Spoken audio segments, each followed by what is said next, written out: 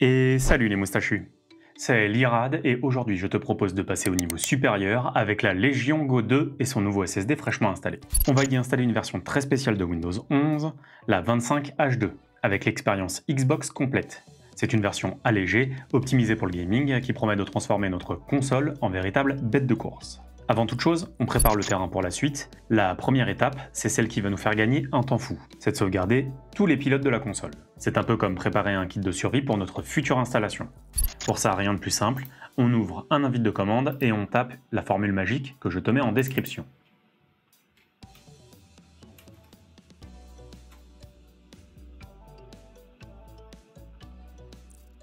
On copie ensuite le dossier sur une clé USB et on la garde aussi précieusement que l'anneau unique. Oh, rassure-toi, Sauron devrait te laisser en paix sur ce coup-là. Maintenant, il nous faut l'OS. Cette version spéciale n'est pas disponible pour le commun des mortels, il faut donc t'inscrire au programme Insider de Microsoft. Pas de panique, c'est gratuit et ça te donne accès aux versions de Windows en avant-première.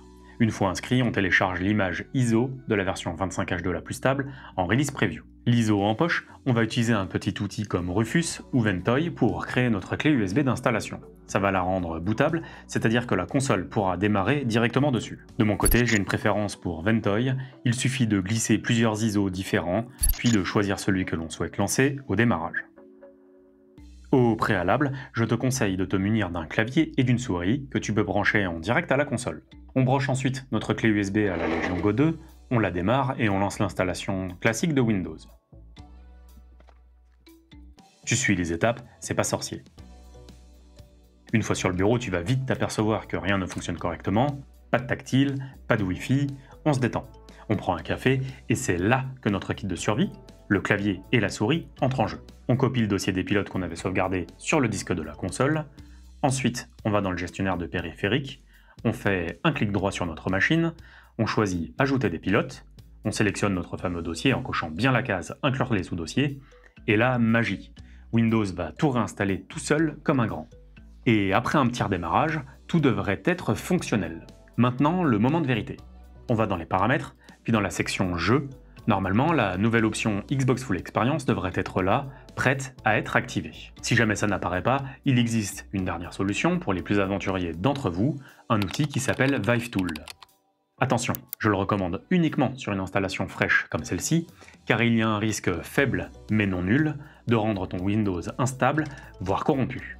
Cela dit, si tu suis bien les instructions, ça peut forcer l'activation de la fonctionnalité. Ah, super! On y est arrivé. Expérience en plein écran. Choisir l'application d'accueil Xbox. Entrer l'expérience plein écran au démarrage activée. Gérer les applications qui s'exécutent automatiquement au démarrage en plein écran. Et donc là, on peut choisir ce qu'on veut démarrer. Faudra que je voie à l'usage, je vous ferai un retour dans mon test. Mais c'est vachement intéressant. Et re les moustachus, pour vous ça fait quelques secondes, pour moi c'est le lendemain, j'ai eu le temps de passer une soirée avec l'Xbox Full Experience, et du coup je pouvais pas vous laisser sans vous la présenter. Alors je vais vous montrer ce qui se passe. Quand on démarre, on arrive directement sur l'interface Xbox. Là on vient de déverrouiller la session, on arrive directement sur Xbox, et on peut voir qu'on peut pas fermer la fenêtre.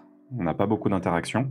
On a toutefois quelques raccourcis. Donc si on vient soulever par en dessous, on a ce qui ressemble à une interface un petit peu Windows, avec moyen d'accéder au bureau.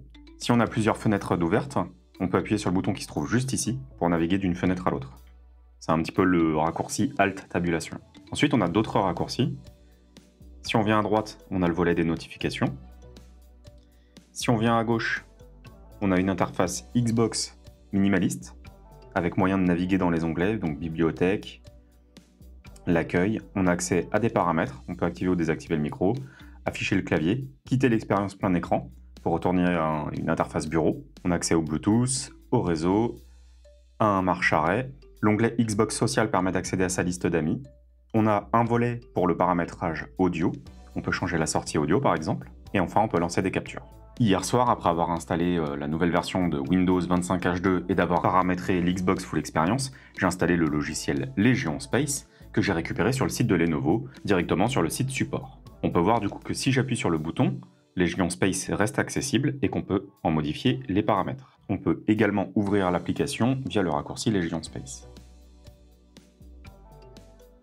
Une fois Legion Space ouvert, si on veut revenir à la fenêtre précédente, on appuie sur le bouton raccourci et on peut revenir sur l'interface Xbox. Maintenant qu'on a deux pages ouvertes, Si on vient soulever le volet du bas, on peut savoir qu'il y a des raccourcis qui sont affichés, LB et RB, pour naviguer entre les différentes pages. Enfin, on peut voir que par défaut, avec simplement Windows de lancer, on est seulement à 6,67 Go de RAM utilisé. Et voilà, ta Legion Go 2 tourne maintenant sur une version de Windows 11 Xbox optimisée aux petits oignons pour les consoles portables. Sur le papier, c'est plus léger et plus réactif.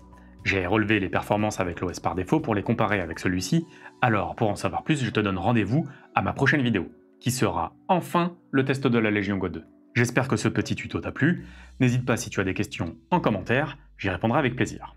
Allez, à bientôt ma petite moustache.